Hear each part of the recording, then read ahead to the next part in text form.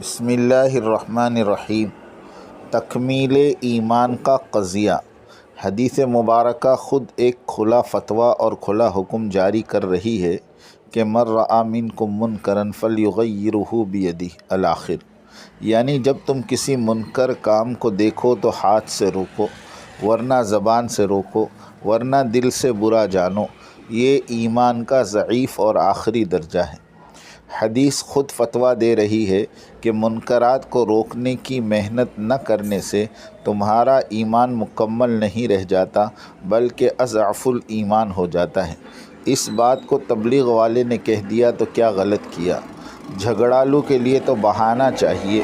دوسری حدیث میں ہے کہ بستی والوں کا عذاب اس میں رہنے والے بزرگ سے شروع کرو، ایسا بزرگ جس نے ایک لمحہ بھی حرام تو درکنار اللہ کی یاد سے غفلت تک نہ کی ہو، اس لیے کہ انسانوں کی بے دینی دیکھ کر بھی اسے فکر نہیں جاگی کہ چلو ان پر کچھ دعوت و تبلیغ ہی کر لوں تاکہ یہ دیندار بن جائیں۔ کہاں گیا اس کا تزکیہ اور بزرگی اور معمولات پر جمے رہنا؟ مومن وہی ہے جو دوسروں کے لیے وہی پسند کرے جو اپنے خود کے لیے پسند کرے۔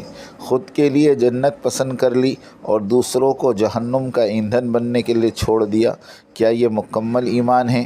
کیا اسے ایمان کی تکمیل کے لیے دوسروں کو دعوت نہیں دینی چاہیے؟